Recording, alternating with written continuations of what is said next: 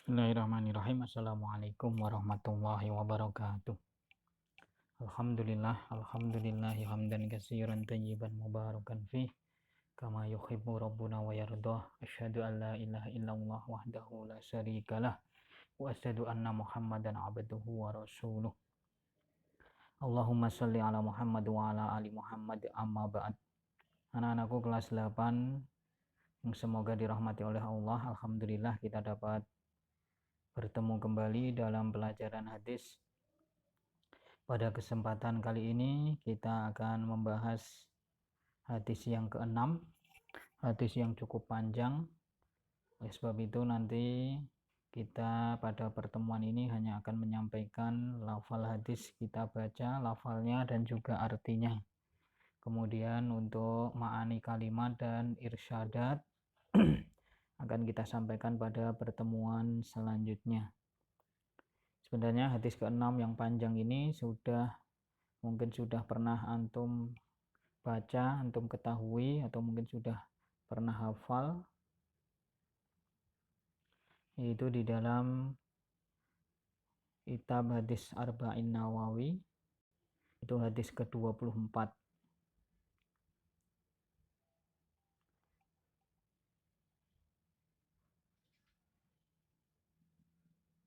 Judul hadisnya Tahrimud Dulmi Bainan Nas, keharaman berbuat dolim di antara manusia.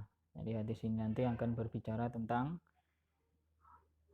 kezaliman atau tidak dibolehkannya berbuat dolim, terlebih kepada sesama makhluk hidup atau sesama manusia.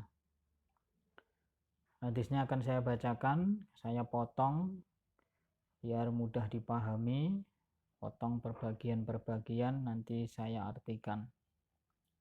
Bismillahirrahmanirrahim. An Abi Dzarrin Al-Ghifari radhiyallahu anhu anin Nabi sallallahu alaihi wasallam fima yarwihi an rabbih azza wa jal annahu qala ya ibadi inni kharamtu dzulma ala nafsi waja'altuhu bainakum muharraman fala tadzalamu ya ibadi kullukum dhallun illa man hadaituhu fastahduni. Artinya dari Abu Dzar Al-Ghifari radhiyallahu anhu dari Nabi sallallahu alaihi wasallam, beliau meriwayatkan dari Allah azza wa jal, sesungguhnya Allah telah berfirman. Jadi hadis ini termasuk hadis qudsi, hadis yang sebenarnya termasuk firman Allah tetapi diriwayatkan oleh Rasulullah. Jadi hadis qudsi itu hadis yang diriwayatkan dari Nabi, yang didapatkan dari Allah, yang nanti perbedaannya berbeda dengan Al-Quran. Kalau hadis qudsi membacanya tidak memakai ta'awud, cukup basmalah sama hadis. Kemudian pahala per hurufnya berbeda. Kalau Al-Quran per huruf bernilai 10 kebaikan. Kalau hadis nilainya lebih kecil dari itu. Allah berfirman, wahai hambaku, sesungguhnya aku mengharamkan kedzaliman atas diriku, dan aku menjadikan kedzaliman itu haram di antara kalian. Maka janganlah kalian saling menzalimi. Wahai hambaku, kalian semua sesat kecuali orang yang telah kami beri petunjuk.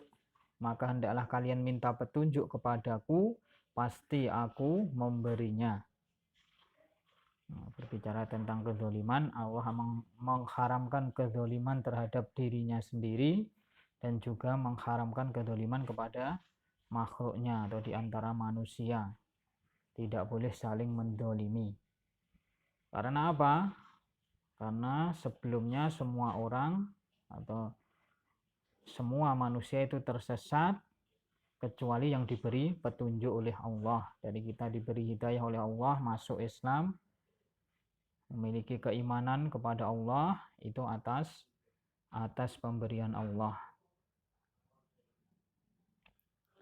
Kemudian bagian yang kedua, ya ibadi kullukum ja'iun illa man an'amtuhu fastad'imuni ud'imkum.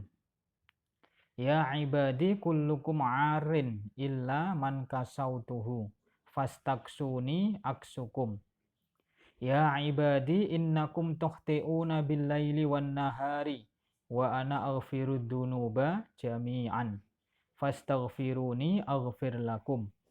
Ya ibadi innakum lan tablughu darri fatadurruni wa lan tablughu naf'i fatanfa'uni. Artinya, wahai hambaku, kalian semua adalah orang yang lapar, kecuali orang yang aku beri makan. Maka hendaklah kalian minta makan kepadaku, pasti aku memberinya. Nah, ini menegaskan bahwa Allah itu yang memberikan rezeki, memberikan makan kepada kita semua, kepada makhluknya.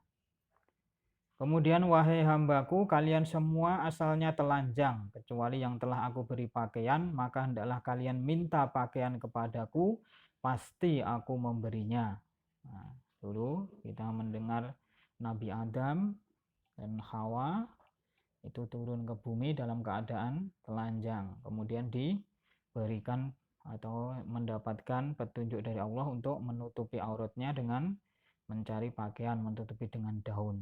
Begitu juga kita ketika lahir dalam keadaan telanjang, kemudian diberi pakaian oleh Allah, meskipun caranya dari orang tua memakaikan pakaian kepada kita. Selanjutnya, wahai hambaku, sesungguhnya kalian berbuat dosa pada waktu malam dan siang, dan aku mengampuni dosa-dosa itu semuanya, maka mintalah ampun kepadaku, pasti aku mengampuni kalian. Nah, kita semua ini pasti setiap hari itu pernah berbuat dosa, baik kecil maupun besar. Nah, kalau kita mau memohon ampun kepada Allah, beristighfar kepada Allah, Allah akan mengampuni dosa-dosa kita. Kemudian, wahai hambaku, sesungguhnya kalian tidak akan mendapat atau tidak akan dapat membinasakanku, dan kalian tak akan dapat memberikan manfaat kepadaku. Nah, jadi ini penegasan Allah juga bahwa kita juga tidak bisa membuat Allah rugi, membuat Allah binasa. Sudah tidak usah sholat, tidak usah menyembah Allah, Allah tidak akan rugi. Atau kita banyak beribadah kepada Allah, menyembah Allah, itu berarti memberikan manfaat kepada Allah, berbuat baik pada Allah. Tidak, Allah tidak butuh itu. Yang butuh terhadap Allah adalah kita sebagai hambanya. Selanjutnya, ya ibadi law anna awwalakum wa akhirakum wa insakum wa jinnakum kanu ala atqa qalbi rajulin wahidin minkum ma zada dzalika fi mulki syai'an. Ya ibadi law anna awwalakum wa akhirakum wa insakum wa jinnakum kanu ala afjari qalbi rajulin wahidin mana qasada min mulki syai'an.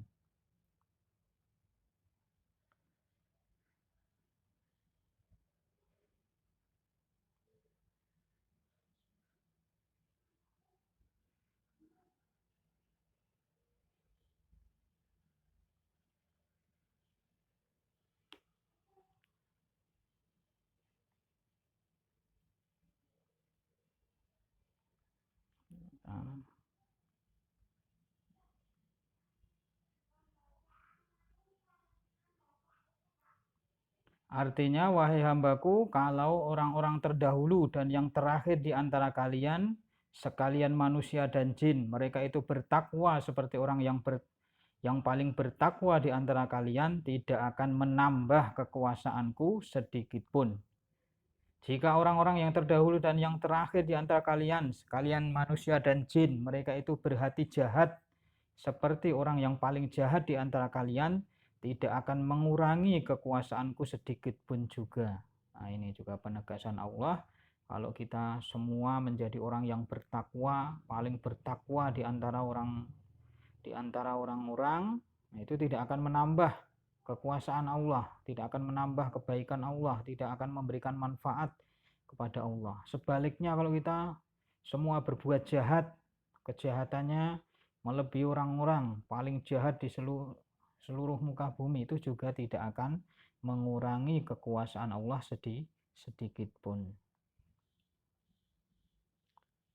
Kemudian ya ibadi law anna awwalakum wa akhirakum wa insakum wa jinnakum qamu fi sa'idin wahidin fasa'aluni fa'a'taitu kulla insanin mas'alatahu mana qasodalika mimma indi illa kama yang kusul mihyatu idza udkhilal bahra ya ibadi innama hiya a'malukum uhsiha lakum summa uwaffikum iyyaha faman wajada khairan falyahmadillaha wa man wajada ghaira dzalika fala yalumanna illa nafsahu.